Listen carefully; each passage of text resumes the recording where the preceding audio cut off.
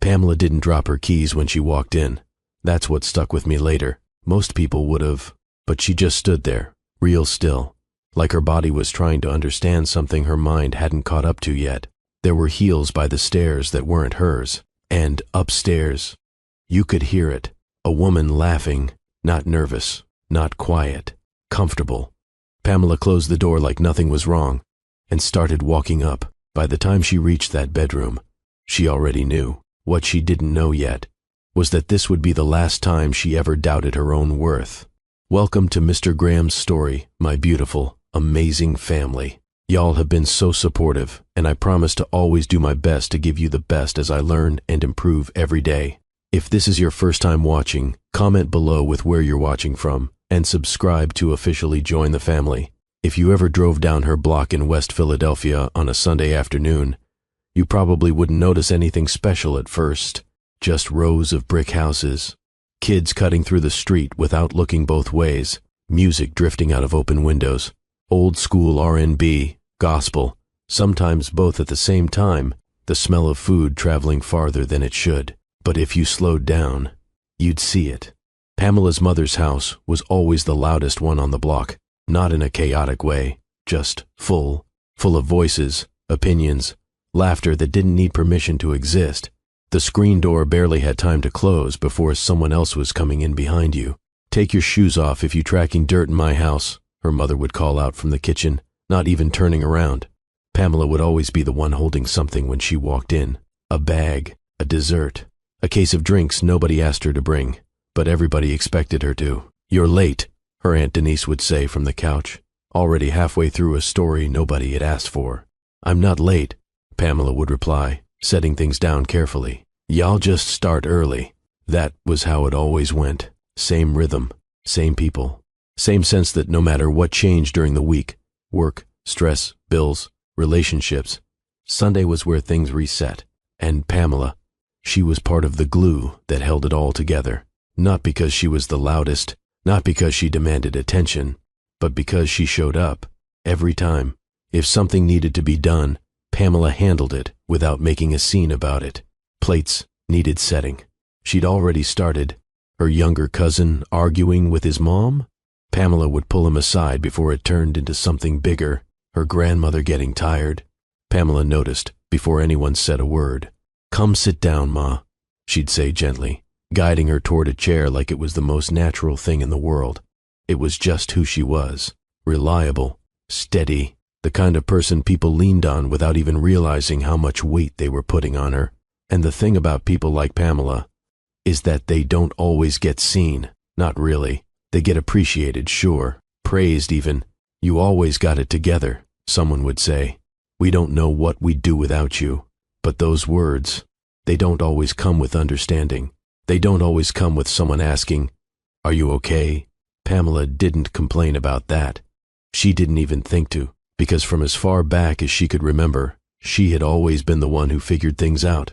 Even as a kid, while other people were still deciding what they wanted to do with their lives, Pamela was already paying attention, watching, learning. Her mother used to say, "That girl don't miss nothing." And it was true. Pamela noticed how bills got paid late some months and early others. She noticed how her mom stretched money without ever letting it look like they were struggling. She noticed which neighbors owned their homes and which ones were always renting. That stuck with her more than anything else. Ownership, stability, control, things that didn't shift depending on someone else's decisions. By the time she hit her 20s, Pamela wasn't guessing anymore. She had a plan. And she didn't talk about it like a dream. She talked about it like something that was already on its way. "I'm getting into real estate," she told her cousin one afternoon, flipping through a notebook filled with numbers and notes. "Real estate." He laughed. "You selling houses now?" "Not just selling," she said, without looking up. "Owning, managing, building something." He shrugged, already losing interest.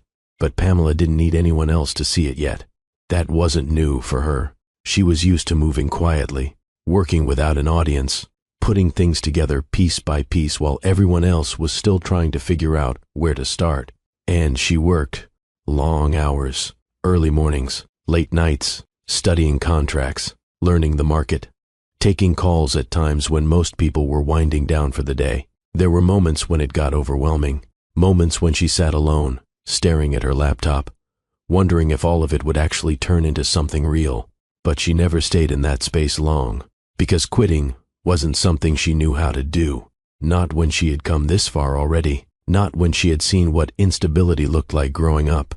She wasn't chasing luxury, she was building security, something solid, something that couldn't be taken away just because life decided to shift. And, slowly, it started working. One deal turned into two, two turned into five, five turned into something people started paying attention to. "Pamela, you doing big things now," someone said at one of those Sunday dinners, watching her scroll through emails between bites. She smiled. "Just a little, just working," she replied. That was always her answer. Just working.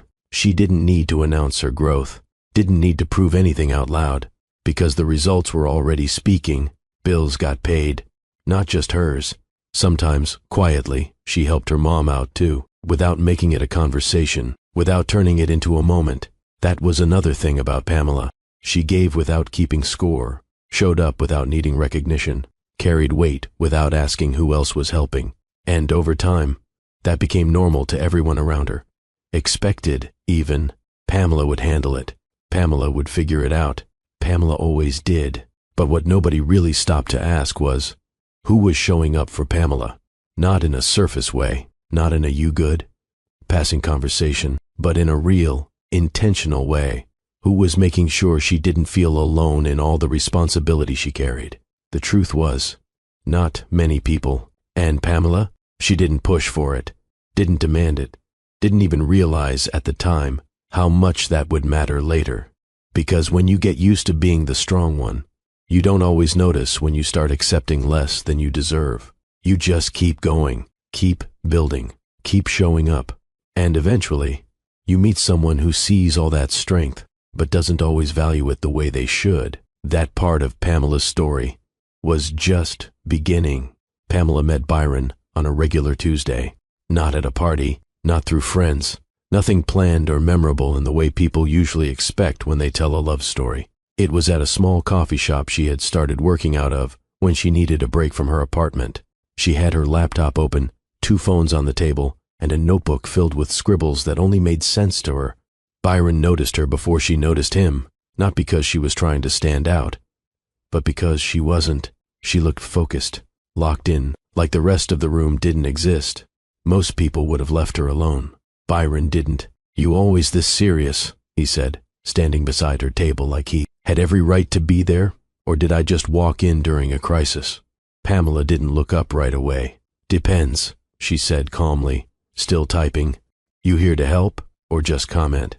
That made him pause, then smile. "All right," he said, pulling the chair across from her slightly. "So you got jokes, too." Now she looked up. Just for a second, long enough to take him in, confident, comfortable. The kind of man who didn't seem like he second-guessed himself much. "I don't know you," she said. "Byron," he replied, holding out his hand like this was already going well. "And you are?" She hesitated for a second, not because she didn't want to tell him, but because she wasn't used to stopping what she was doing for conversations like this. "Pamela." He nodded, like he was committing it to memory. "Pamela," he repeated. "You look like you run things." She raised an eyebrow. "That's supposed to be a compliment?" "It is," he said. "Most people in here just pretending to be busy." "You actually are." That caught her off guard, not the words, but the way he said it, like he had actually noticed something real, something specific. And for a moment, just a small one, Pamela felt seen in a way she hadn't expected that day. "You always walk up to people like this?" she asked. "Only the ones who don't look like they need me to," he said. She let out a quiet breath, somewhere between a laugh and something else she didn't fully name. Bold strategy. Working so far, it should have ended there. A short conversation, a polite goodbye. But it didn't, because Byron stayed, not in an overwhelming way, not trying too hard, just present. He asked questions, real ones. "What got you into this?" he said, nodding toward her laptop. Pamela leaned back slightly, studying him for a moment, like she was deciding how much to give. Stability, she said finally. I like knowing things are mine, not temporary. He nodded slowly. Yeah, he said, I get that. And something about that response felt different, not dismissive, not surface level, just understanding. They talked longer than she expected, long enough for her coffee to go cold, long enough for her to close her laptop without realizing it. And when he stood up to leave, he didn't rush the moment. Let me take you out sometime, he said, like it was the most natural next step. Pamela tilted her head slightly. You don't even know if I like you yet. He smiled. I think I'll find out. She should have said no, or at least not yet. That would have been more like her, measured, careful, but something about the way he carried himself, the way he spoke to her like she wasn't just another person passing through his day. It made her pause. All right, she said. And just like that, something started. The first few months with Byron felt easy. That was the word Pamela would have used if anyone asked her back then. Easy, not because life wasn't still busy. Her schedule didn't slow down. If anything, her business was starting to demand more of her time. But being around Byron didn't feel like something she had to manage. It felt like something she could step into. He had a way of making space for her, calling just to check in, showing up without needing a reason. You ate today? He'd ask sometimes. She'd roll her eyes. I'm not a child, Byron. That wasn't my question, he'd reply. And somehow, she'd answer. He made her laugh, not in a loud, attention-grabbing way, but in those small, unexpected moments where she forgot to stay guarded, where she wasn't thinking about work or responsibilities or what needed to be done next. Just present. And that mattered more than she realized at the time, because for someone like Pamela, being present didn't come easily. There was always something to think about, something to plan, something to fix. But with Byron, she didn't feel like she had to carry everything by herself. At least, not in the beginning. They built their relationship the way most people do when they think they're building something real. Late-night conversations about the future. What kind of house you want? He asked once, lying back on her couch, arms folded behind his head. Something mine, she said without hesitation, not rented, not temporary. He nodded. Yeah. I feel that. And you? She asked. Honestly, he said, I just want to be comfortable, not stressing every month about bills. She glanced at him. That's it? He shrugged. Peace matters more than impressing people. At the time, that answer felt honest, grounded, like they were aligned in ways that went deeper than surface-level attraction. So when things moved forward quickly, it didn't feel rushed. It felt natural. They got married young, not reckless, just certain, or at least certain enough. The early days weren't perfect. They struggled, like most couples do. Cheap furniture that didn't quite match, a couch that was more about function than comfort, arguments about small things that weren't really about those things at all. Why you always leaving the lights on? Pamela asked one night, standing in the hallway with her arms crossed. Because I forget, Byron replied, kicking his shoes off. It's not that deep. It is when I'm paying the bill. That made him pause, not in anger, just awareness. All right, he said. That's fair. They figured things out as they went, adjusted, compromised, built routines, and for a while, it felt like they were growing together. Pamela was still working hard, still pushing her business forward, but now there was someone beside her, someone she believed was building with her. And Byron? He fit into her world in a way that didn't feel forced. He could talk to anyone, neighbors, clients, strangers. People liked him, gravitated toward him, and Pamela, she liked that about him, because where she was steady, he was fluid. Where she was structured, he was adaptable. It felt like balance, like they filled in the spaces the other didn't naturally occupy. And maybe that's why she didn't notice the shift when it first started, because everything still looked like it was working from the outside. It was, but sometimes the things that eventually break a relationship don't start as problems. They start as small changes no one pays attention to, at least not right away. And by the time you do, you're already deep into something you thought was solid. That part of their story was already beginning to take shape. They just didn't see it yet. At first, the growth felt like momentum. The kind you don't question, you just keep up with it.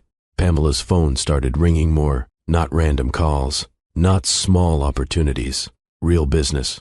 Referrals turning into contracts, contracts turning into partnerships. People mentioning her name in rooms she hadn't even stepped into yet. "Yeah, I know someone," they'd say. "Pamela. She'll handle it." And she did, every time. Her days got longer without her really noticing. Early mornings turned into late nights. Late nights turned into quick naps in between calls. Meals became something she squeezed in when she remembered. There was always something to respond to, always something to close, always one more thing that needed her attention. Byron saw it happening. At first he was impressed. "You really doing this?" he said one evening, watching her pace the living room with her phone pressed to her ear, speaking in that calm, controlled tone she used when she was negotiating. She ended the call and looked at him. "Trying to," she said, already reaching for her laptop again. He shook his head, smiling. "Nah, not trying. You doing it." That meant something to her, more than she let on. Because for someone like Pamela, who had spent most of her life being dependable but not necessarily noticed, that kind of acknowledgement mattered, even if she didn't say it out loud. As the business expanded, so did everything else. New clients in different cities, agents working under her name, money coming in at a level she hadn't seen before. And with that came a shift inside their home. Bills stopped being a shared stress. Pamela handled them quietly, efficiently. The mortgage, the car notes, the utilities, even things Byron didn't ask for, but benefited from anyway.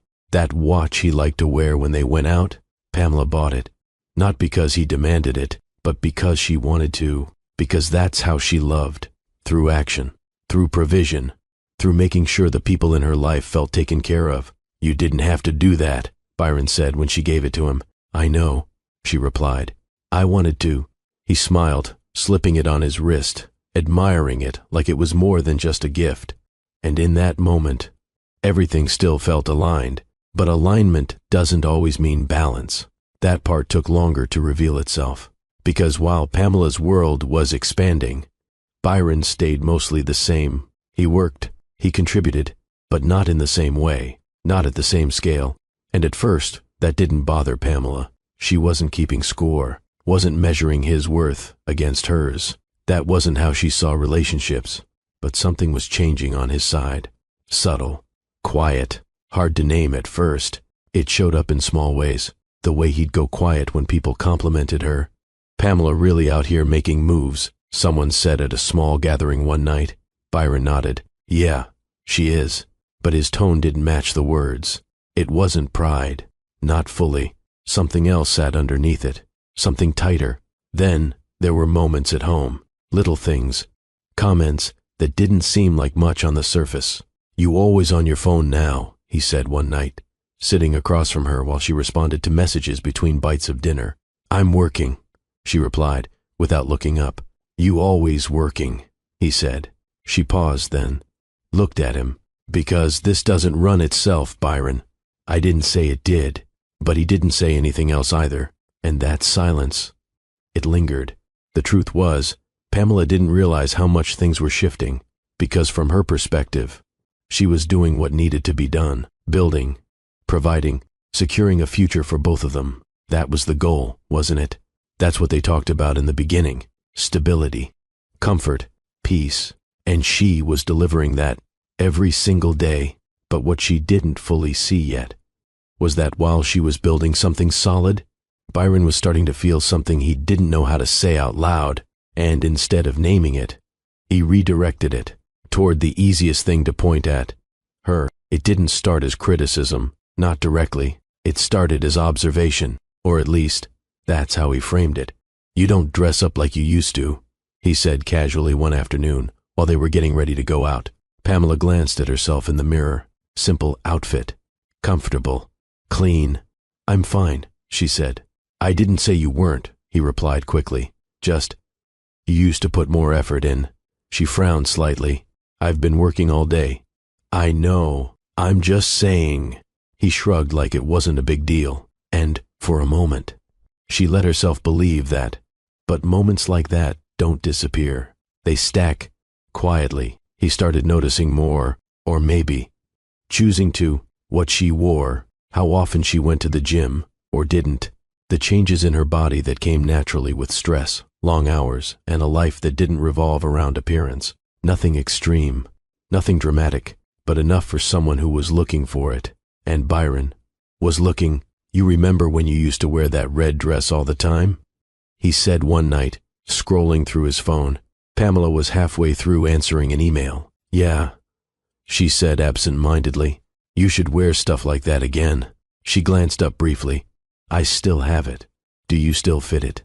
The question hung in the air longer than he expected, or maybe shorter than it felt. Pamela didn't respond right away, not because she didn't have an answer, but because she was trying to figure out what he meant by that. "I don't know," she said finally, her tone even. "I haven't tried it on in a while." He nodded, like that settled something for him. But it didn't settle anything for her. That was the thing about Byron's shift. It wasn't loud, not yet. It didn't come with arguments or blow-ups.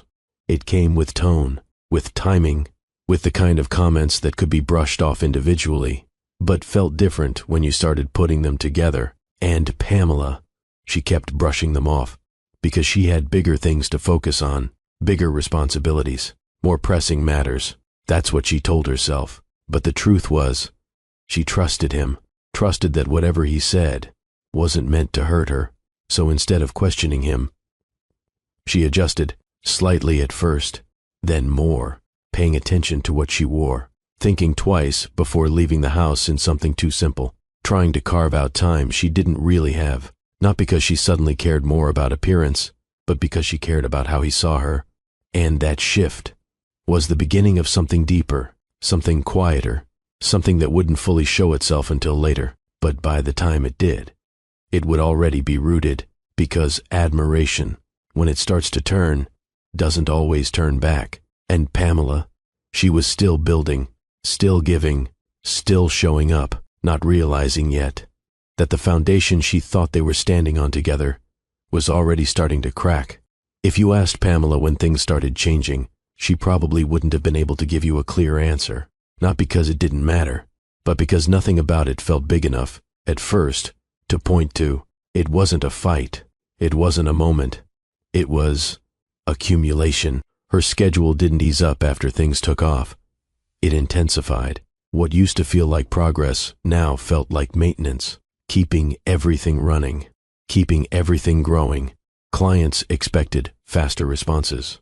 Agents under her needed direction. Deals didn't wait just because she was tired, so she adjusted the only way she knew how. She gave more time, more energy, more of herself, and without realizing it, she started taking from the one place she didn't think to protect, herself. Mornings used to start with intention. Now they started with her phone, emails before she even got out of bed, missed calls she needed to return before the day fully began. Sometimes she'd walk straight past the mirror without really looking, not because she didn't care, but because she didn't have time to. Breakfast became optional. Workouts became something she'd get back to. Clothes became about comfort and function more than anything else.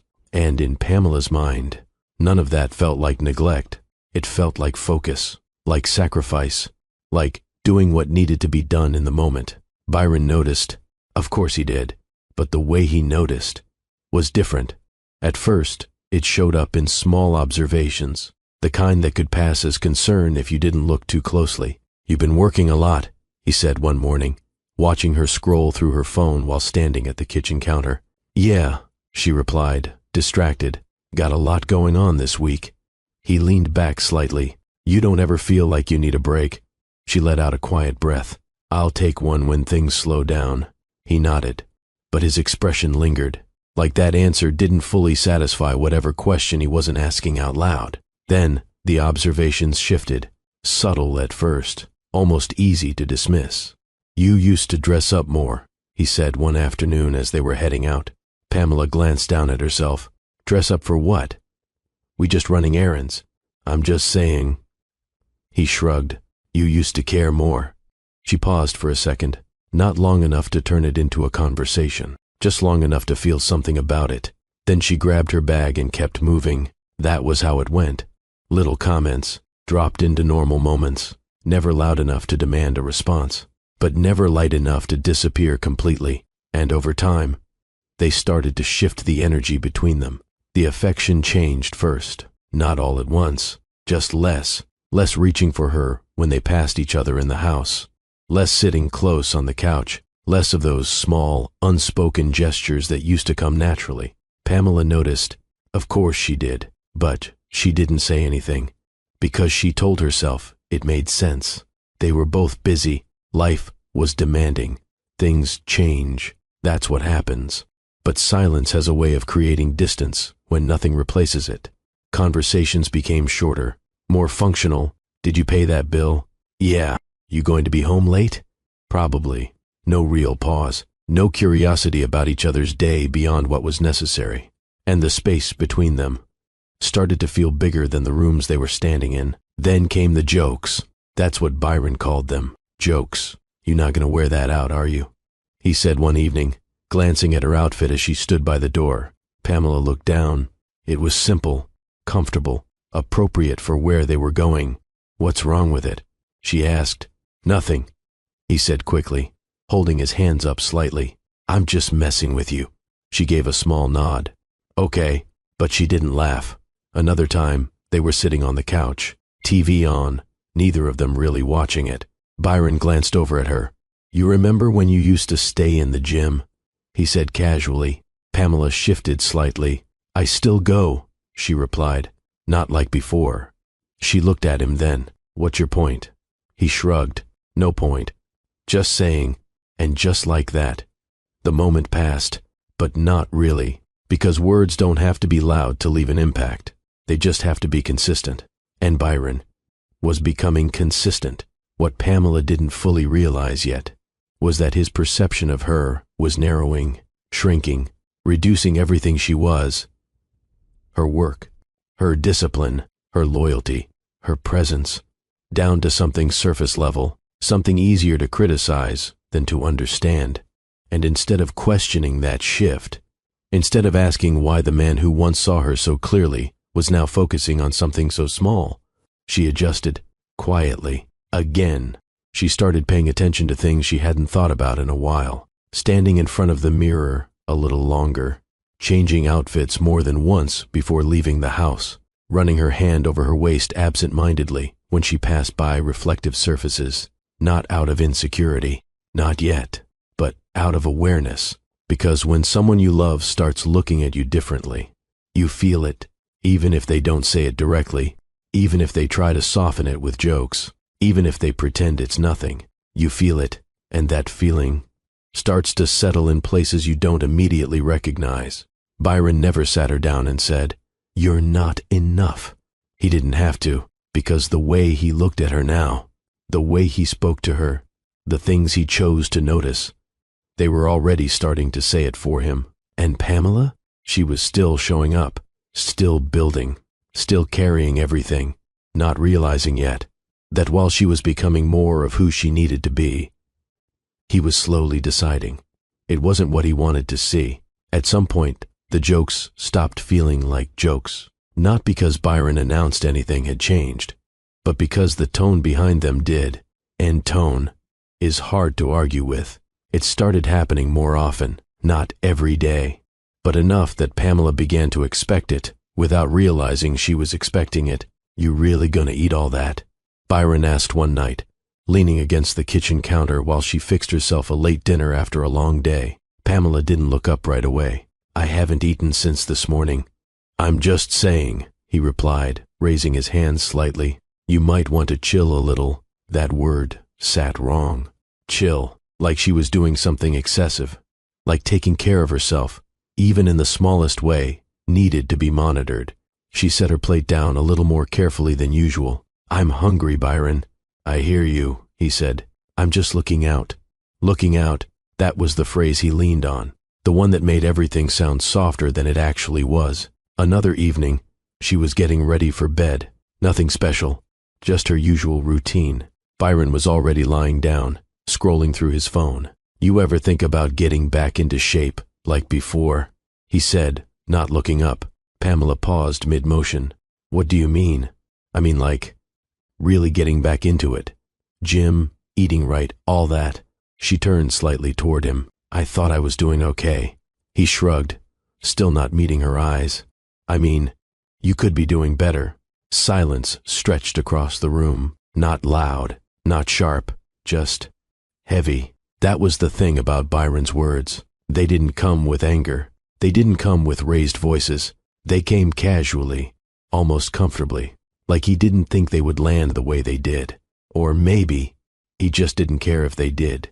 Pamela didn't fight him. That wasn't her instinct. She didn't argue, didn't raise her voice, didn't push back the way someone else might have. Instead, she processed, quietly, internally. At first, she told herself it wasn't a big deal, that he was just being honest, that maybe he was looking out, that maybe she had gotten a little too comfortable. It's easy to start there, to give someone the benefit of the doubt when you already love them. So she made small changes. Nothing dramatic, nothing anyone else would notice. Waking up a little earlier to squeeze in a workout, paying more attention to what she ate, choosing outfits with a little more thought, not because she suddenly cared about appearance more than before, but because she cared about how he saw her. And she wanted that version of him back, the one who used to look at her like she was enough. But the thing about trying to meet someone else's expectations is that the goalpost can move, and when it does, you don't always realize you're chasing something that was never stable to begin with. You wore that already this week, didn't you? Byron said one morning as she grabbed her bag. Pamela stopped. It's clean. That's not what I asked. She exhaled slowly. Does it matter? He shrugged. I'm just saying. You got options. She looked at him for a second longer than usual. Not angry, not hurt in a way she could name out loud. Just searching, trying to understand what he actually wanted from her. But she didn't ask, because part of her wasn't sure she wanted to hear the answer. The shift inside her didn't happen all at once. It never does. It happened in small, almost invisible ways. She started noticing herself more, but not in a confident way, not in a self-aware, grounded way, in a questioning way, standing in front of the mirror longer than before, turning slightly, examining angles she had never thought about before, running her hands over parts of herself that had never felt like problems. Until now. And the most dangerous part of it, she didn't blame him. Not yet. She blamed herself. Maybe I've been too focused on work. Maybe I let things slip. Maybe he's right. Those thoughts didn't come all at once. They came gradually, quietly, the way doubt always does when it's introduced by someone you trust. One night, she sat on the edge of the bed, scrolling through old pictures on her phone, photos from earlier years, trips, events, moments where she looked different, not better, not worse, just different. Byron walked past and glanced at her screen. See? He said, nodding slightly. That's what I'm talking about. Pamela looked up. What do you mean? You looked good there. The way he said it. It wasn't admiration, it was comparison. And comparisons don't just sit in the present, they reach backward and start rewriting how you see yourself. She locked her phone and set it down. Okay, she said quietly. And that was it. No argument, no discussion, just acceptance, at least on the surface, because underneath that calm response, something was shifting, not breaking, not yet, but bending, in a way that would be hard to straighten out later. Conversations between them started losing depth, not because they didn't talk, but because what they talked about changed, less about dreams, less about plans, more about surface things, schedules, appearance, little critiques that didn't lead anywhere productive. And Pamela, she started talking less, not intentionally, just naturally. Because when you feel like what you say might be picked apart, you start choosing silence instead. Byron didn't notice that part. Or, if he did, he didn't address it. Because, from his perspective, nothing major had happened. They weren't fighting. They weren't arguing. Everything was still, functioning. But relationships don't fall apart only through chaos. Sometimes they erode through quiet, through repetition, through words that settle deeper than they were ever meant to. And Pamela, she was still there, still present, still doing everything she had always done, working, providing, holding things together. But inside, something new had taken root, a question she had never asked herself before, not once, not in all the years she had been building her life, not even before Byron. Am the first still enough?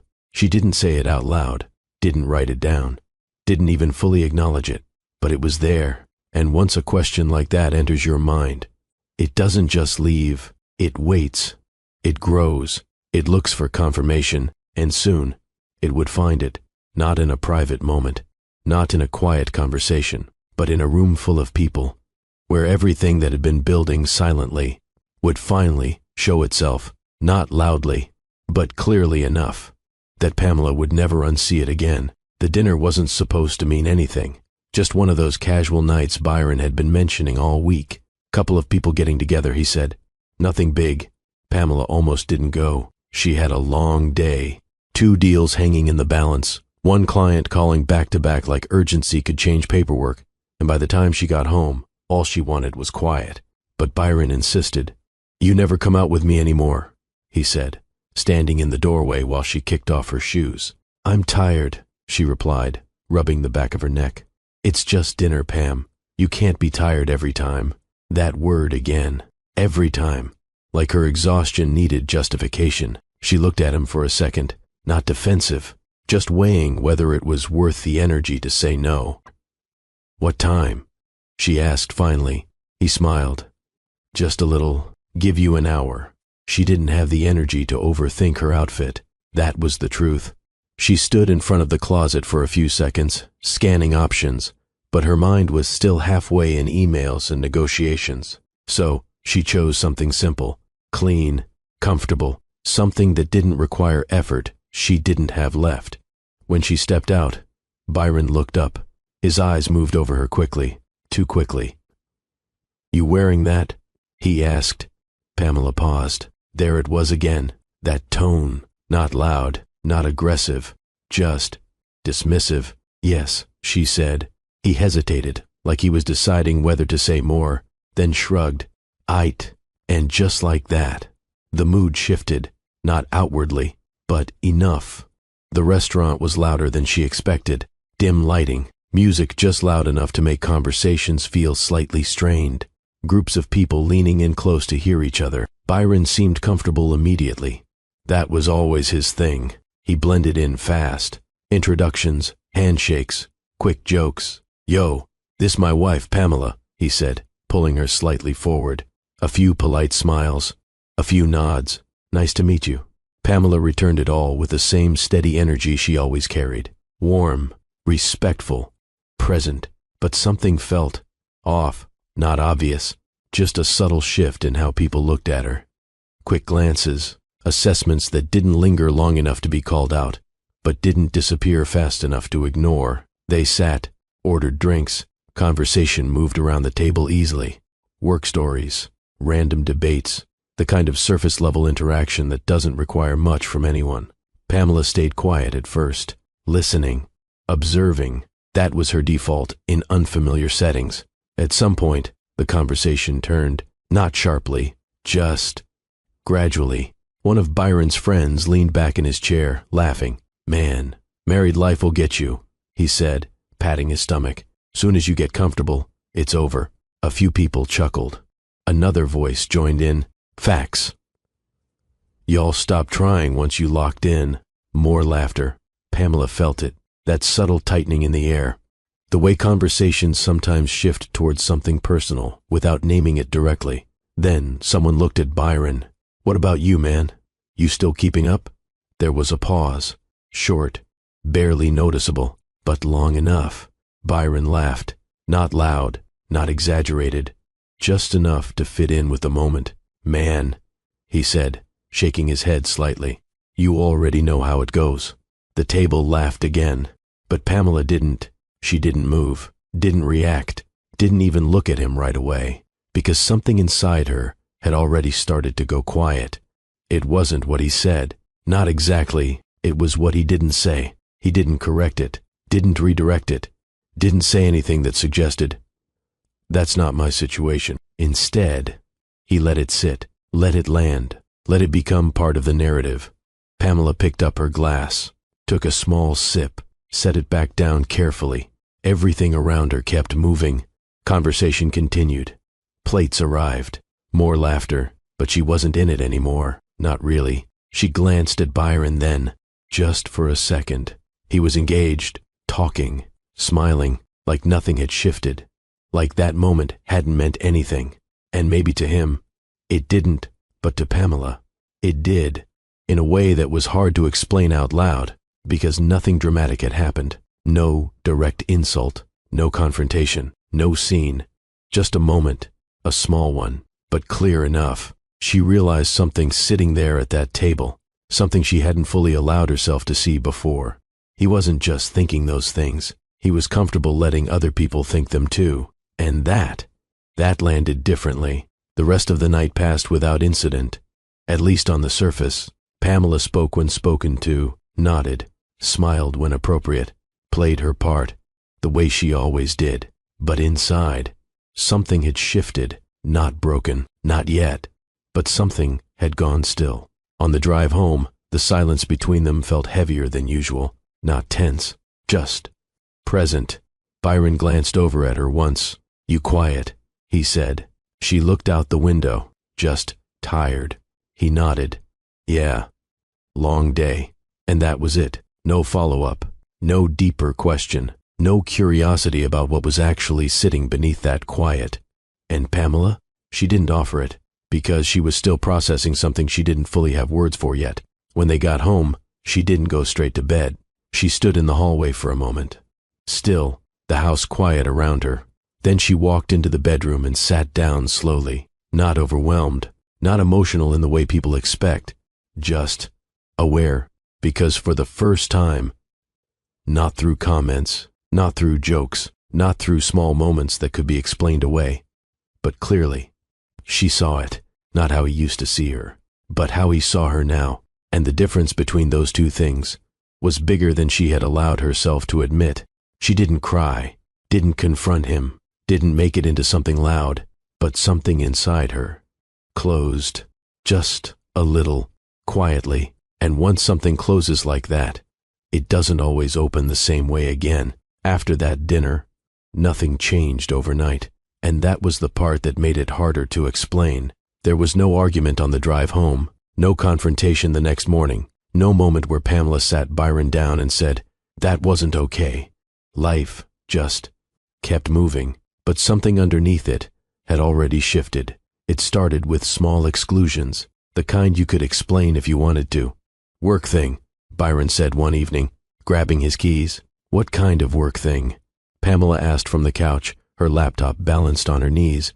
"Just networking. Nothing serious." She nodded. "Okay." He hesitated for half a second. "You wouldn't enjoy it anyway." That part stayed with her longer than the rest. At first, she didn't question it, because in a way, it sounded reasonable. Her schedule was packed. Her days were already full. Maybe she wouldn't enjoy standing around making small talk after everything she had been handling. So, she let it go. But then it happened again. And again, dinners, events, quick meetups, things she used to be included in, without even asking, now came with explanations. Or, sometimes, no mention at all. "I thought you said you were going out tonight," Pamela said one afternoon, glancing up as Byron walked in later than expected. "Yeah, I did," he replied casually. "You didn't say anything before you left." He shrugged, dropping his keys on the counter. It was last minute. She nodded slowly. "Okay." That was becoming her response more often. Okay, not because she didn't feel anything, but because she was choosing not to turn every moment into a conversation that might not go anywhere. Still, she noticed, of course she did, the way he stopped mentioning her when talking about plans, the way he framed things like she was separate from parts of his life that used to include her naturally, the way we slowly turned into I. And then came the subtle shift in language. She probably wouldn't be into that. She's busy all the time. She don't really like being out like that. Things he said to other people, right in front of her sometimes, like he had already decided who she was now, and didn't feel the need to check if that was actually true. Pamela never corrected him, Not in those moments. Not publicly. Because that wasn't who she was. She didn't like scenes. Didn't like tension in rooms that didn't need it. So she let it pass. Over and over again. But silence doesn't mean something isn't happening. It just means it's happening internally instead of out loud. There was a night she stood in the kitchen, watching him get ready to leave. Different shirt than earlier. Cologne she hadn't smelled in a while. You going somewhere? She asked. Yeah, he said, adjusting his sleeve. Just stepping out for a bit. With who? Some people. She waited, not pushing, just waiting to see if he would say more. You want me to come? She asked finally. It wasn't a demanding question, just simple. Open. He paused, just long enough for the answer to already be clear. I mean, he said, scratching the back of his neck. It's kinda last minute. Pamela nodded before he could finish. All right. And just like that, the moment closed. He left, the door shutting behind him with a quiet finality that lingered longer than it should have. Pamela stood there for a second, still. Then she turned back to the counter, picked up her phone, and opened her email. Because that was easier, familiar, something she could control. That became her pattern. Whenever something didn't feel right, she worked. Whenever something felt off, she focused on what she could fix, build, manage. Because in business, effort leads to results. In relationships, it doesn't always work that way. Her company continued to grow. More agents, more deals, more responsibility. She expanded into new markets, took calls across different time zones, handled problems that required her full attention. And she did it well, better than well. People respected her, trusted her, relied on her in ways that were clear, direct, and consistent. There was no confusion about her value in that space. At home, it was different. Byron got more comfortable. That was the simplest way to describe it. Comfortable with the lifestyle, with the stability, with the fact that things were taken care of, whether he thought about them or not. The bills got paid, the house stayed running. The life they had continued, but not because of something they were building together anymore, because Pamela was holding it up, and the more she carried, the less he seemed to see her, not just physically, but as a person, as a partner, as someone who used to be central to his world. Instead, she became background, reliable, expected, there, but not really considered. There was a moment, small, almost forgettable to anyone else, that stayed with her longer than it should have. She had just finished a long call, closed a deal that had been dragging for weeks. She walked into the living room, tired but satisfied in that quiet way that comes when something finally falls into place. Closed it, she said, setting her phone down. Byron glanced up briefly from the TV. That's what's up. Then looked back at the screen. That was it. No follow-up. No real acknowledgement. Just enough to move past it. Pamela stood there for a second, then nodded to herself. Yeah, she said quietly, and went to the kitchen, because the truth was, she wasn't just being excluded from his world. She was being minimized in her own, but instead of confronting it, instead of forcing a conversation he clearly wasn't ready to have, she adapted the way she always had. She worked harder, grew more, handled more, expanded more, because if she couldn't reach him through connection, maybe she could hold everything else together so tightly that it wouldn't matter. But it did matter, even if she didn't say it out loud, even if she didn't let it show, because being unseen in a relationship does something to you, not all at once, but slowly. And Pamela, she was still there, still present, still showing up, but piece by piece. She was being removed from the space she once belonged in, not by force, not by a single moment, but by repetition, by absence, by the quiet decision someone makes, to stop choosing you. And the hardest part, she stayed, not because she didn't see it, but because she hadn't yet decided that seeing it was enough to leave. The holidays were the only time Pamela slowed down without being forced to. Not completely. Her phone was still active. Emails still came through. Deals didn't disappear just because the calendar said it was time to rest. But there was a shift, a softer pace, a permission she didn't usually give herself, and her mother made sure of it. "You coming home," her mother said over the phone a week before, "and don't bring that laptop like it's another family member." Pamela smiled when she heard that. "I still gotta check in on things." "You can check in after you eat, after you sit down, after you remember you got a life outside of work." Pamela didn't argue, because part of her knew she needed it. When she got to her mother's house, everything felt familiar in a way that settled her without effort. The smell of food before she even reached the door. Voices layered over each other inside. The same screen door that never fully closed. "Look who decided to show up," her Aunt Denise called out, before Pamela even stepped fully inside. "I told you I was coming," Pamela said, setting her bag down. "Yeah, after we had to remind you 3 times, her mother added from the kitchen. Pamela shook her head, smiling. "I'm here now, ain't I?" That first night, she slept. Not the kind of sleep you fall into out of exhaustion, the kind that actually rests you. No alarms, no urgency, no mental checklist running in the background, just quiet.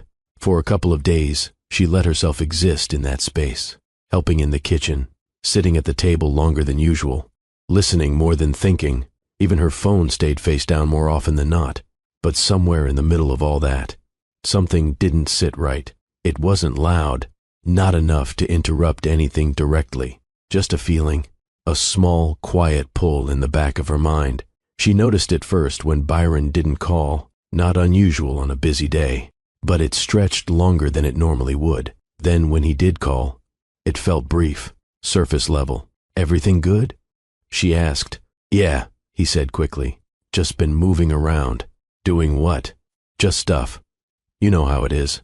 She paused, not because she didn't understand the words, but because they didn't say anything. "Okay," she said, and left it there. The feeling didn't go away. If anything, it sharpened. On the 3rd night, she sat at the edge of the bed in her childhood room, staring at her phone, not scrolling, not typing, just holding it. Her mother knocked lightly before stepping in. "You all right?" she asked. Pamela looked up. "Yeah." Her mother studied her for a second longer than usual. That didn't sound like a yes. Pamela hesitated, then shrugged slightly. "Just thinking." Her mother nodded slowly. "Well, don't think yourself into something that don't exist." Pamela gave a small smile. "I know, but the thing about instincts is that they don't usually come from nowhere." The next morning, Pamela made a decision she didn't overthink. "I'm heading back today," she said, standing in the kitchen while her mother stirred something on the stove. Her mother turned. "Today? I thought you were staying another day." "I was," Pamela said. "I just got some things to handle." Her mother didn't press. She rarely did. But the look she gave Pamela said enough. "All right," she said. "Just don't rush yourself for people who ain't rushing for you." Pamela nodded.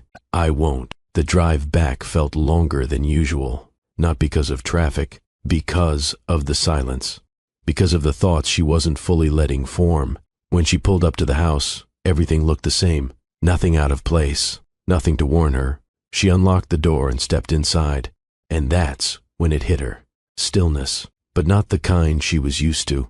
Then, a sound, soft, faint, a woman's laugh. Pamela didn't move right away. She stood there, keys still in her hand, listening. Not reacting, not panicking, just registering. Another sound, closer this time, unmistakable. She closed the door behind her, gently, the way you do when you don't want to interrupt something before you fully understand it. Her steps were steady as she walked toward the stairs, not rushed, not hesitant, just certain. Each step felt quieter than it should have, or maybe everything else felt louder.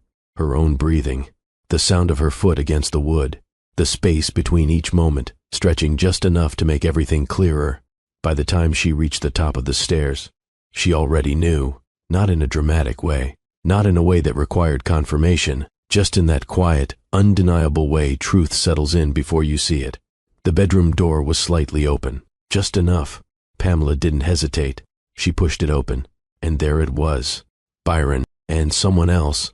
The room didn't spin. Time didn't slow down. There was no sudden rush of emotion the way people describe it. It was clear, simple, final, Byron froze the second he saw her. The woman beside him scrambled, pulling sheets around herself, eyes wide with shock. But Pamela, she didn't move. She stood there longer than she expected to, not because she didn't understand what she was looking at, but because she was taking it in without distortion, without denial, without trying to make it something it wasn't. Byron opened his mouth. Pam, but she lifted her hand slightly, not aggressively, just enough. I'm not even surprised, she said.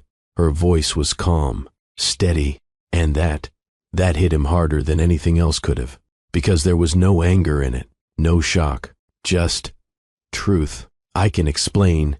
You don't need to, she said quietly. The woman moved quickly, gathering her things, avoiding eye contact as she rushed past Pamela and out of the room. The sound of her footsteps fading down the stairs filled the silence for a moment. Pamela's eyes never left Byron. I paid for this house, she said, not loud, not emotional, just clear, built everything in it. Byron sat there, struggling to find something that made sense. I didn't. This wasn't. And you couldn't even respect me enough to take this somewhere else.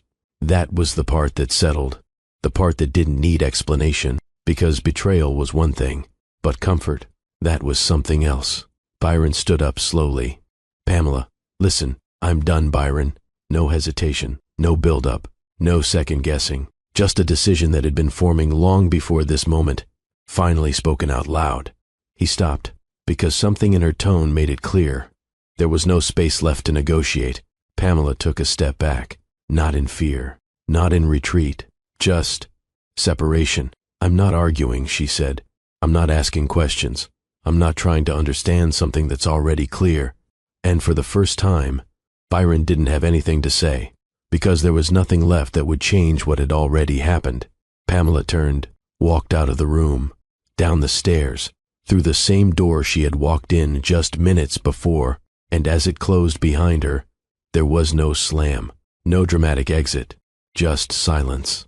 But that silence carried more finality than any argument ever could.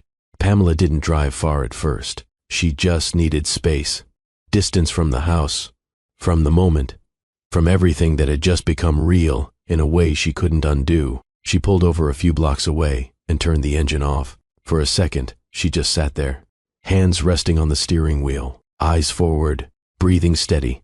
No tears came. That surprised her more than anything. Not because she didn't feel anything, but because what she felt wasn't loud.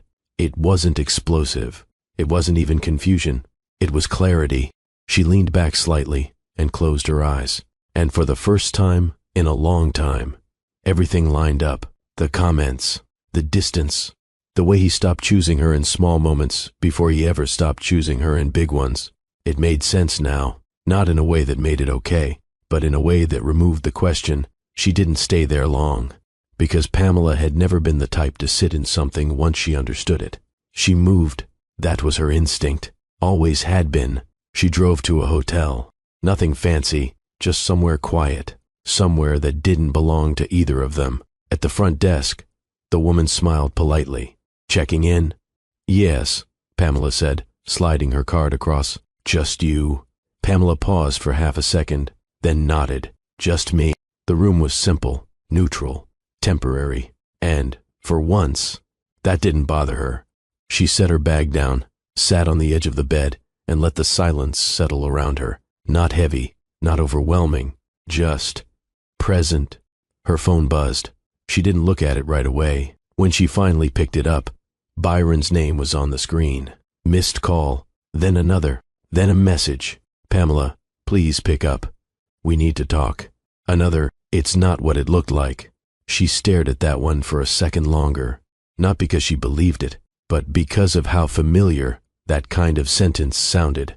She set the phone down, didn't respond, because there are moments in life where explanation becomes irrelevant, where understanding the details doesn't change the outcome, where the why doesn't matter as much as the what. And Pamela, she was already past the why. The next morning she woke up early, not out of habit, out of clarity. She called a lawyer, not dramatically, not emotionally, just directly. I'd like to start the process, she said. The voice on the other end asked a few questions. routine, procedural. Pamela answered all of them calmly, like she was handling any other business matter. Because in a way, she was. That was the thing about Pamela. When she made a decision, she didn't circle back. She didn't revisit it, hoping it would feel different later. She moved forward. Byron kept calling, texting, voicemails stacking up, one after the other. Pamela, I messed up. I wasn't thinking. Can we just talk? She listened to one of them, just one, not all the way through, just enough. And what stood out wasn't what he said. It was what he didn't. There was no real understanding in his voice, no reflection, no awareness of how long things had been breaking before that moment. Just urgency, just regret, just the realization that something he had gotten used to was no longer there. Pamela deleted the message, not out of anger, just completion. The process moved quickly because she made it that way. Papers filed, assets reviewed, everything handled with the same precision she applied to her business. Byron tried to meet with her in person. She agreed once, not to reconsider, just to close the loop. They sat across from each other in a quiet office, neutral space, no history attached to it. He looked different, not physically, but in energy, less certain, less composed. I didn't think it would go this far, he said. Pamela looked at him. You didn't think what would go this far? This, he said, gesturing between them. Us. She held his gaze for a moment, then nodded slowly. That's the problem. He frowned slightly. What do you mean? You didn't think about anything going far, she said. Not your words, not your actions, not how you were showing up. He opened his mouth to respond. She continued. This didn't start the day I walked into that room, she said calmly. It started long before that. Silence. I just didn't leave then, she added. That landed. You could see it in the way he shifted in his seat. I know I messed up, he said. I'm saying, I'm sorry. Pamela nodded. I hear you. But her tone didn't change, didn't soften in the way apologies sometimes expect. I didn't realize. I know, she said, cutting him off gently. That's why we're here. Not harsh, not emotional, just honest. Because the truth wasn't that Byron made one mistake. It was that he didn't understand what he had while he had it, and by the time he started to see it, it wasn't his anymore. I'm not angry, Pamela said after a moment, and she meant it. That was the part that surprised him most. I'm just done. No raised voice, no tears, no hesitation, just finality. And sometimes, that's harder to argue with than anything else. The divorce finalized without drama, no drawn-out battles, no public scenes, no back and forth, just signatures, decisions, and an ending that didn't need noise to be real. Pamela walked out of that chapter the same way she had walked through most of her life, steady, controlled, clear. But this time, there was something different. She wasn't carrying anything with her, not resentment, not confusion, not even the need for closure beyond what she had already given herself, because she understood something now that she hadn't fully allowed herself to see before. You don't always lose people in loud ways. Sometimes, you lose them quietly, piece by piece, until one day there's nothing left to hold on to. And when that happens, walking away doesn't feel like a reaction. It feels like the only honest decision left. The quiet didn't feel peaceful at first. That's something people don't really talk about. When Pamela left that marriage, she didn't step into relief. She stepped into space. And space has a way of bringing everything up with it. The first few weeks were structured, on purpose. Work gave her something to hold on to. Calls, contracts, meetings, things that made sense, things that had clear outcomes. You do this, you get that. It was familiar, safe. But outside of that, there was a different kind of stillness. No one asking where she was going, no one making comments under their breath, no one shifting the energy in a room just by how they looked at her. And at first, that felt like control, like she had finally regained something, until the quiet moments got longer. She'd come home, set her keys down, and pause, not because she didn't know what to do, but because for the first time in a long time, she didn't have to do anything for anyone else. And that question started showing up again. Not the one Byron planted, a different one. Who am I when I'm not carrying someone else? It didn't come with an easy answer. There were nights she sat on the couch, TV on but not really watching, just letting the background noise fill a silence she hadn't gotten used to yet. Her phone would light up with work messages. She'd answer them. Quickly, efficiently, then put the phone down again, and the quiet would come back. It wasn't sadness. Not exactly. It was unfamiliar, because for so long, her life had been built around being needed, being relied on, being the one who handled things. Now, there was nothing to handle, at least not externally, and that's when the internal work started. It didn't happen dramatically, no moment where she broke down and decided to heal. It started with something simple, a conversation. Her mother was the one who suggested it. "You ever thought about talking to somebody?" she asked one afternoon over the phone. Pamela leaned back in her chair. About what? Her mother didn't rush the answer. About everything you just walked away from. Pamela was quiet for a second. "I'm fine," she said. "You're strong," her mother replied. That's not the same thing. That stayed with her. A week later, she sat in a small office across from someone she didn't know. Neutral space, no expectations, no history. "How can I help you?" the therapist asked. Simple question. Pamela exhaled slowly. "I don't even know where to start." And for the first time, she didn't try to organize her thoughts before speaking.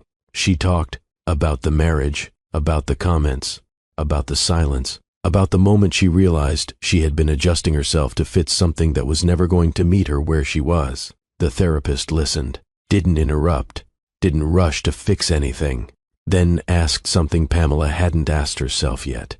"Why did you stay?" Pamela blinked, not because she didn't understand the question, but because she had never framed it that way. "I loved him," she said. The therapist nodded. "I don't doubt that. But love isn't the only thing that keeps people in places that hurt them." That shifted something. Pamela leaned back slightly, thinking. "I thought—" She started, then stopped. "Take your time," the therapist said. "I thought if I just kept showing up, it would get better," Pamela said finally. "If I worked harder, if I adjusted more, if I didn't make things bigger than they needed to be." The therapist nodded again. "And what did that cost you?" That question didn't get an immediate answer, because the truth of it was heavier than she expected. It wasn't just time. It wasn't just energy. It was herself, her voice, her boundaries, her ability to say, "This isn't okay," and actually stand on it. "I think," Pamela said slowly, "I got used to being the one who holds everything together." The therapist leaned forward slightly. "And who was holding you together?" Silence, not uncomfortable, just honest. "No one," Pamela said quietly. And there it was, not as a realization that broke her, but as one that grounded her, because, for the first time, she saw it clearly. She hadn't stayed because she didn't see what was happening.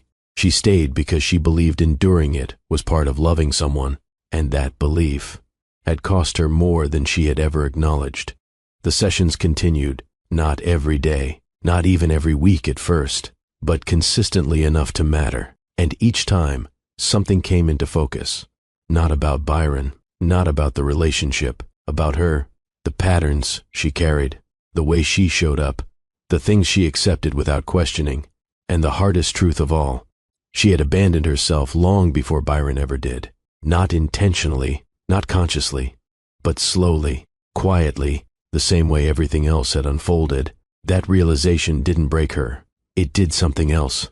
It gave her responsibility, not for what he did, but for what she would never allow again. And that shift, that internal clarity, was the first real step toward becoming someone new. Not louder, not harder, just whole. The changes didn't start with anything dramatic. No sudden transformation. No moment where Pamela woke up and decided to become a completely different person. That's not how it works. Not when it's real. It started small, almost unnoticeable if you weren't paying attention. One morning, she left her phone on the kitchen counter. That had never happened before. Not intentionally. Her phone had always been within reach, on the nightstand, in her hand, beside her plate.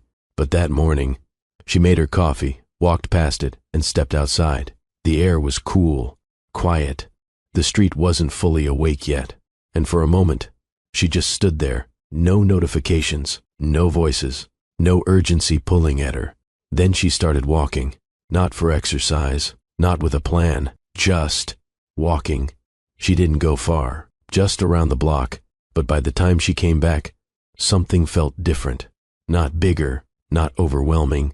That became a habit, not every day, but often enough. Walking, breathing, letting her mind settle without forcing it to. She started cooking again too. Not quick meals between calls, not something she rushed through. Actual cooking, standing in the kitchen without multitasking, music playing softly in the background, taking her time.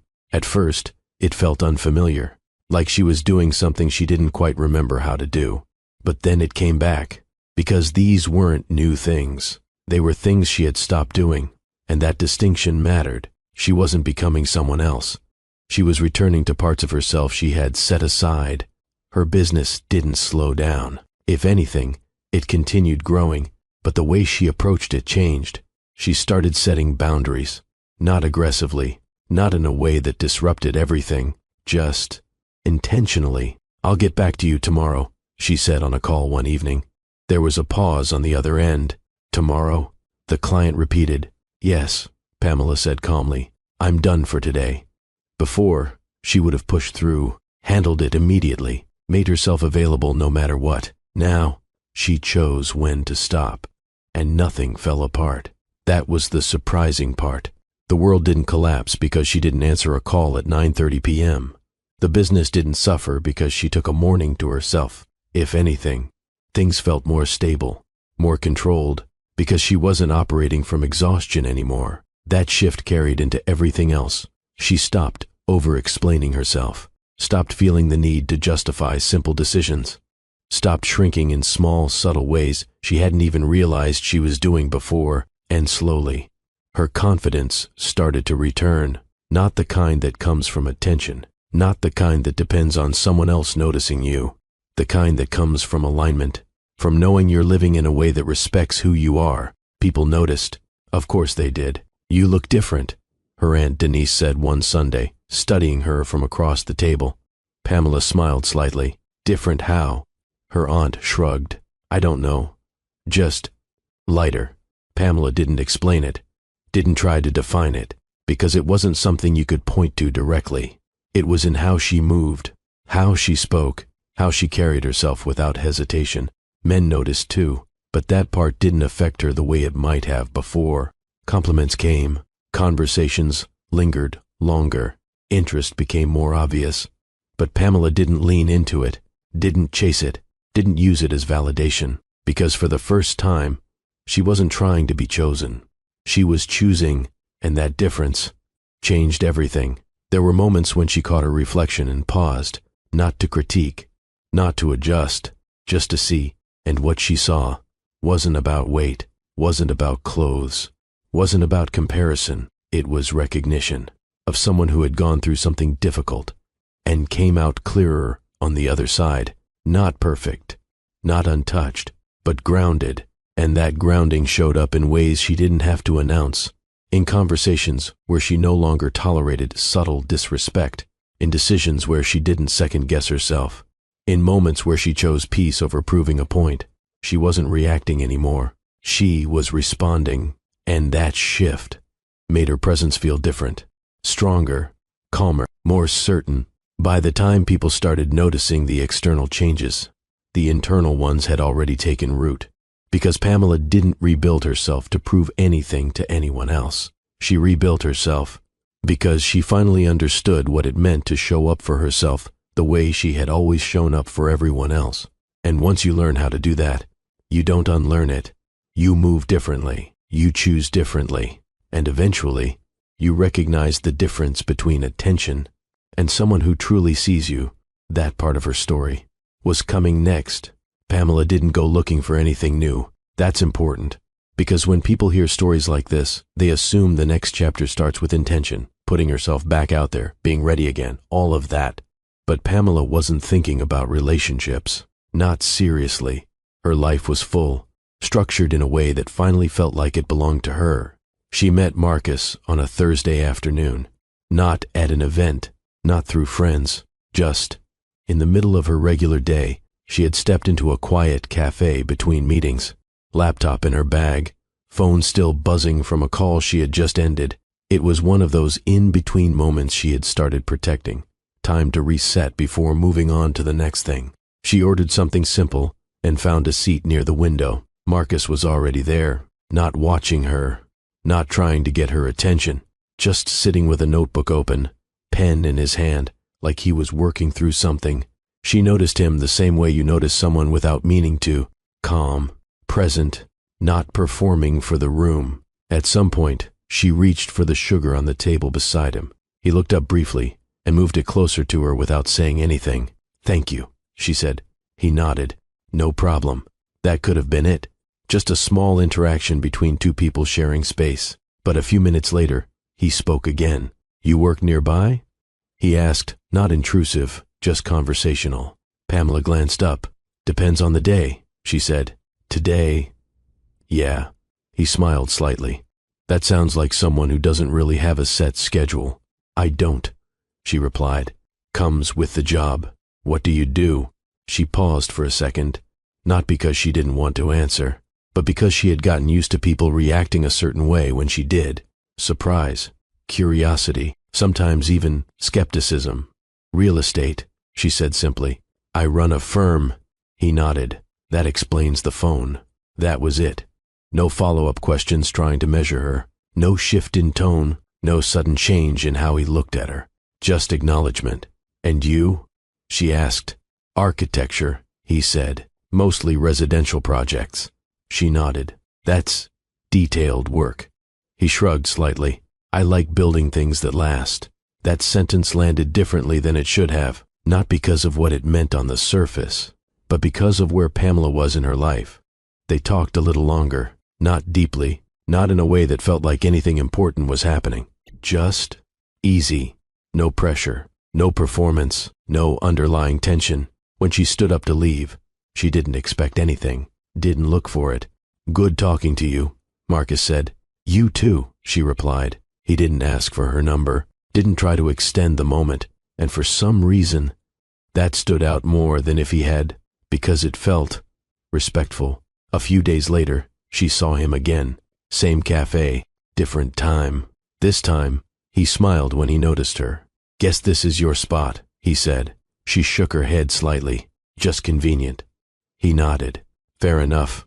That was how it started. Not all at once, not with intention, just consistency.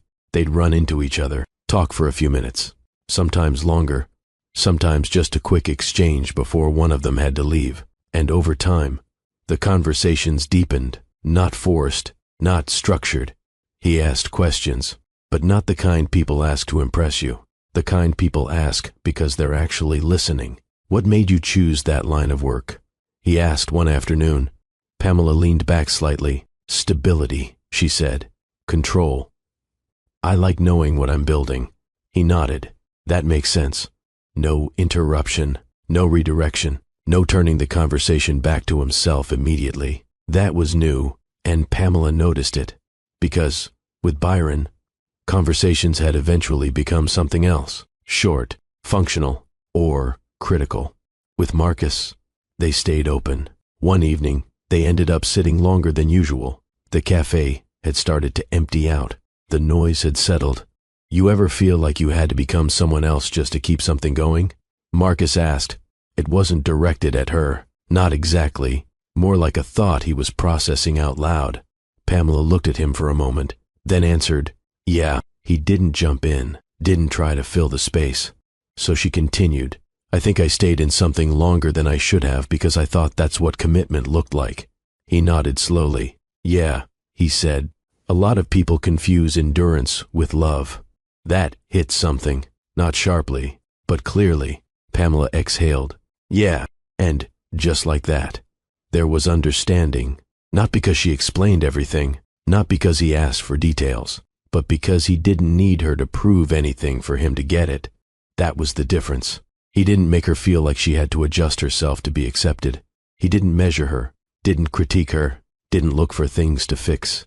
He just saw her, and for Pamela, that felt unfamiliar in the best way, because it wasn't loud. It wasn't overwhelming. It wasn't the kind of attention that pulls you in quickly and leaves you questioning it later. It was steady, consistent, safe, and over time, that became more attractive than anything she had experienced before. Not because it was exciting, but because it was real. And after everything she had gone through, real mattered more than anything else. Nothing about Pamela and Marcus felt rushed. That was the first thing she noticed. And the thing she respected the most. There were no sudden labels. No conversations that felt like they were trying to define something before it had time to become real. They just kept showing up. Some days it was a quick coffee. Other days it was longer conversations that stretched without either of them checking the time. Marcus didn't try to insert himself into her life. He let her invite him in. And Pamela, she did, gradually. The first time she asked him to see her outside of that cafe, it wasn't planned out in her head. It just came naturally. "I'm heading to check on a property later," she said one afternoon. "You ever been to West Philly?" Marcus shook his head. "Not really." "You should come," she said. "It's not what people think it is." He smiled slightly. "I'll take your word for it." They walked through neighborhoods Pamela knew, like second nature. She pointed things out without realizing she was doing it. "That house right there? First place I ever helped sell." Marcus looked at it. "What made it stick with you?" She paused. "Because I almost messed it up," she said honestly. He didn't laugh, didn't turn it into a joke. "Almost?" he asked. "I fixed it," she said. "But I remember how it felt thinking I might lose it." He nodded. "Those moments stay with you." Again, that understanding, not forced, not performed, just there. That's how their relationship built, through moments like that, small, real, uncomplicated. There were nights they didn't do anything special, just sat, talked, sometimes didn't talk at all. And that silence didn't feel uncomfortable. It felt shared. That was new for Pamela, because before, silence had meant distance, tension, something unsaid. Now, it meant presence. One night, she came home later than usual. A deal had fallen through at the last minute. Not her fault, but still, frustrating. Marcus was already there, sitting on the couch, flipping through something on his phone. He looked up when she walked in. "You all right?" he asked. Pamela dropped her bag by the door. "Long day." He didn't move right away, didn't rush over, didn't try to fix it. "Talk to me," he said. That was it. No pressure, no expectation, just an opening. Pamela walked over slowly and sat down. And for the first time in a long time, she didn't filter herself. "This deal. I've been working on it for weeks," she said. Everything was lined up. Then today, last minute, they pulled out. Marcus nodded. "That's frustrating." She exhaled. "Yeah, it is." He didn't interrupt, didn't jump in with solutions, didn't try to turn it into something positive. He just listened, and something about that shifted everything, because she realized something in that moment, not in a dramatic way, not in a way that needed to be announced, just clearly. She didn't feel like she had to earn her place there. She didn't feel like she had to adjust herself, didn't feel like she had to prove anything. She was just accepted exactly as she was. She looked at him, really looked at him, and that was the moment. Not fireworks, not some overwhelming rush, just clarity. "I love you," she said. The words surprised her, not because they weren't true, but because they came without hesitation. Marcus didn't react dramatically, didn't turn it into a big moment. He just looked at her and smiled. "I know," he said gently. "Me too." And that was enough, because love didn't feel like something she had to chase anymore. It felt like something she could stand in. The proposal came months later, not in a crowded room, not with an audience, just the two of them. They were sitting outside, evening settling in, the kind of quiet that didn't need to be filled. Marcus reached into his pocket, not nervously, not dramatically, just intentionally. "I don't want to make this bigger than it needs to be," he said. Pamela looked at him, listening. "I just know. I don't want to build anything without you in it." That was it. No speech, no performance, Just truth. Pamela smiled. Not overwhelmed, not surprised, just, sure, yes, she said. And for the first time, that word didn't feel like a promise she had to carry. It felt like a choice she was making for herself too. A calm one, a clear one. Because this time, love didn't feel like effort. It felt like peace. Byron wasn't expecting to see her like that. Not really. It happened at an event he almost didn't go to. One of those networking spaces he used to move through easily. Same kind of room, same kind of people. Conversations layered over music that was just loud enough to make everything feel important. But Byron didn't feel the same in those rooms anymore. Not since everything ended. He still showed up, still shook hands, still played the part. But something about it felt off, like he was standing in a space that used to fit him better than it did now. He was mid-conversation when he saw her. Or at least, when he noticed the shift in the room first. It's subtle when it happens, the way people turn slightly, the way attention moves without anyone announcing it. Byron followed it. And then, he saw her, Pamela. At first, he didn't recognize her. Not fully, not in the way you recognize someone instantly. Because the woman he remembered didn't carry herself like that. She wasn't trying to stand out. That was the thing. She wasn't dressed louder than anyone else, wasn't demanding attention, but people were noticing her anyway. The way she moved, the way she spoke, the way she stood like she belonged exactly where she was. Confident, calm, unbothered. And for a second, Byron just watched, trying to connect the version of her in his memory to the woman standing across the room. It didn't line up, not because she had changed into someone else, but because he had never really seen her fully before. Someone said her name, Pamela. That confirmed it, and something in his chest tightened in a way he wasn't prepared for, because now it wasn't just recognition. It was realization that this was who she had become without him, or maybe who she had always been. He stepped forward before he thought too much about it, excused himself from the conversation, moved through the room with a focus he hadn't felt in a while. By the time he got closer, she had turned slightly, laughing at something someone said. That laugh, it was familiar, but lighter, freer, and that difference stayed with him.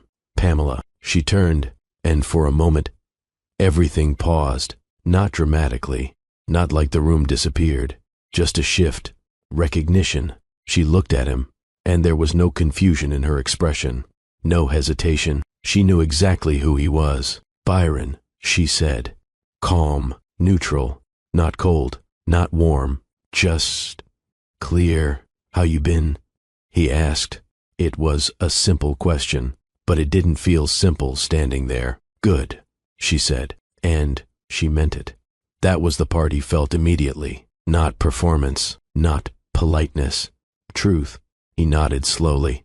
Yeah, you look. He stopped himself, because whatever he was about to say didn't feel like it would land the right way. I'm glad you're doing well, he finished. Pamela gave a small nod.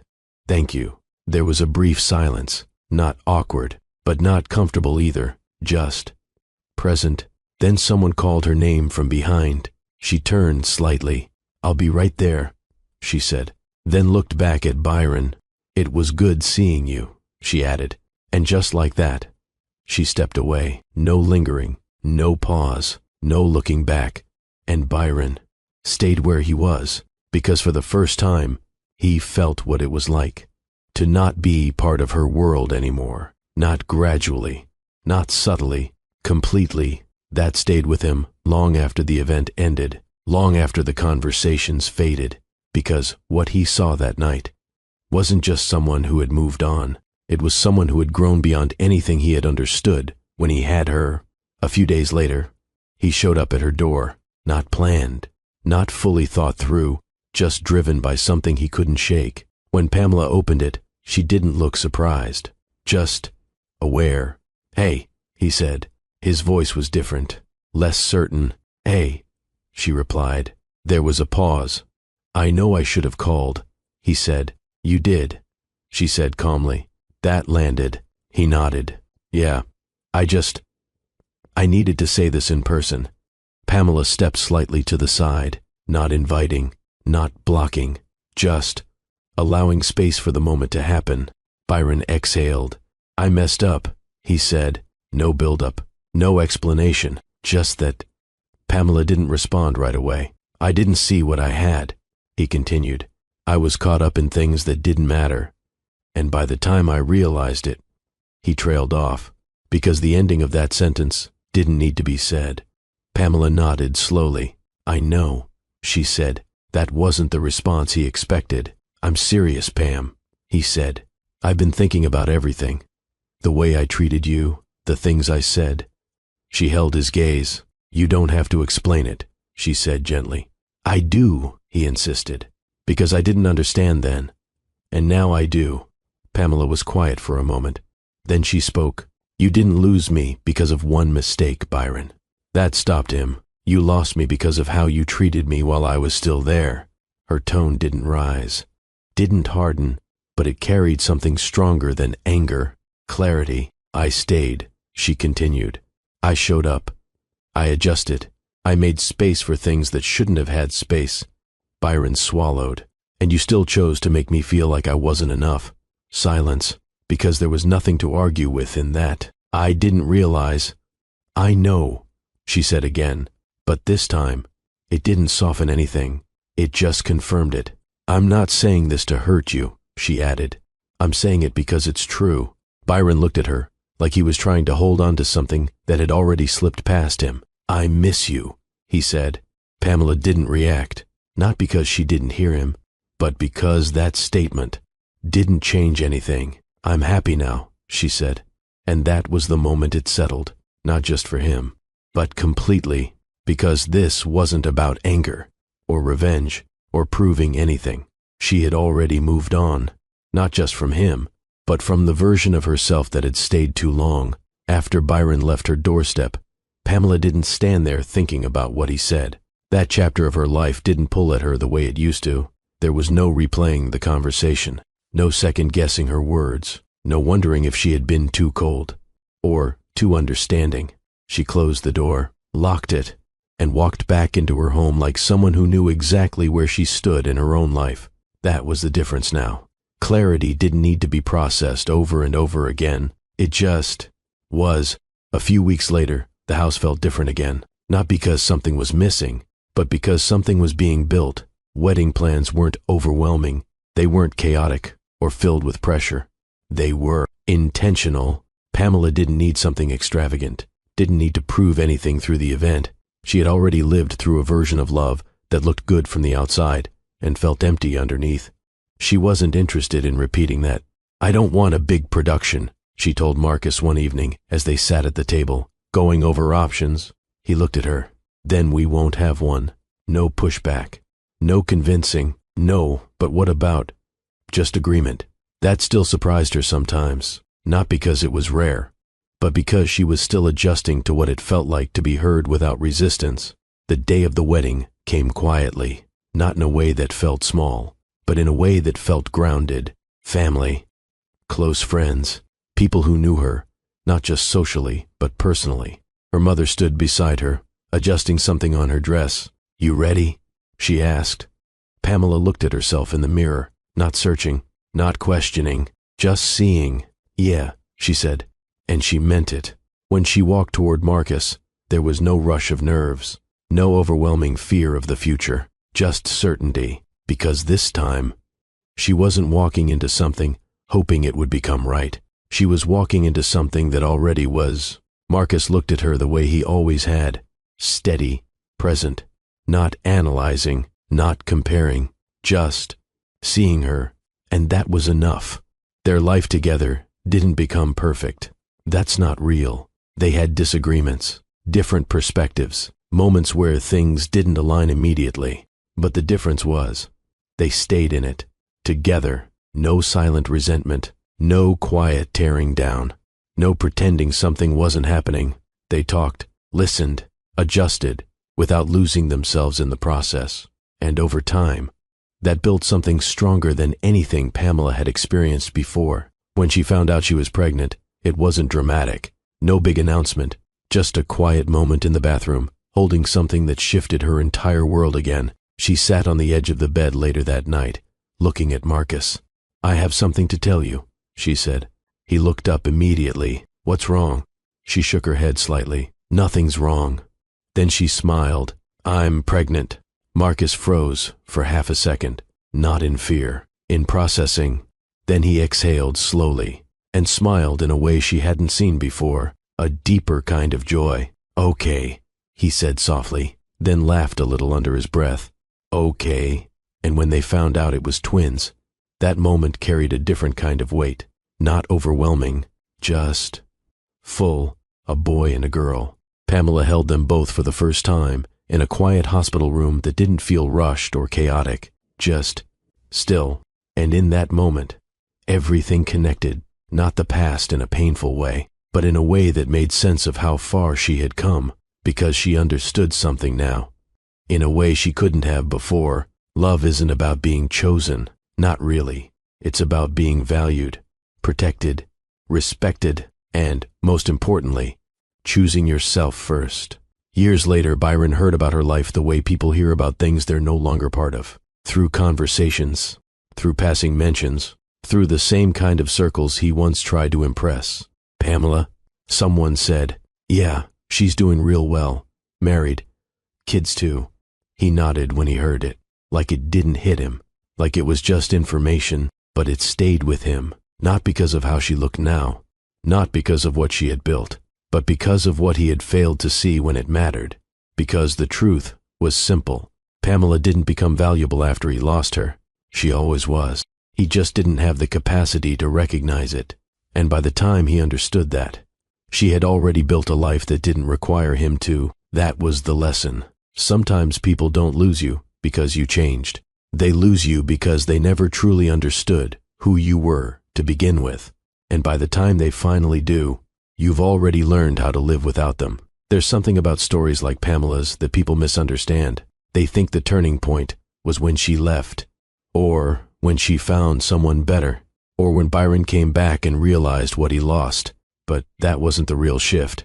The real shift happened the moment Pamela stopped trying to earn a place she already deserved. Because if you pay attention, she didn't suddenly become stronger after the divorce. She didn't suddenly become valuable when other people started noticing her. She didn't suddenly become worthy when Marcus treated her right. She was always those things. The difference is, she finally started acting like it. And that's the part most people struggle with. Not leaving, not moving on, but recognizing in real time that you're accepting something beneath you and deciding not to anymore, because love, real love, doesn't make you question your value. It doesn't make you shrink. It doesn't slowly convince you that you need to become someone else just to be kept. And if it does, that's not something to fix. That's something to walk away from. Pamela didn't win because Byron came back.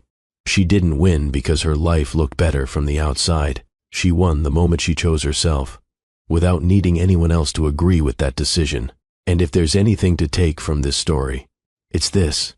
Sometimes the person who couldn't see your worth was never meant to be the one who defines it, and the moment you stop trying to prove it to them is the moment your life actually begins to change. If you've ever been in a situation where you stayed longer than you should have, or questioned your own worth because of how someone treated you, just know, the clarity you're looking for doesn't come from them. It comes from you deciding you deserve better and meaning it. That's the part no one can give you. But once you have it, everything else starts to fall into place. If this story hit you in a real way, take a second and be honest with yourself. Have you ever stayed somewhere longer than you should have, hoping things would change, or felt like you had to shrink just to be loved? Drop a comment below. I read them, and you're not alone in this. And if Pamela's story reminded you of someone, or maybe even yourself, share this video with them. You never know who might need to hear it today. Don't forget to like, subscribe, and join the family. We're building something real here, one story at a time.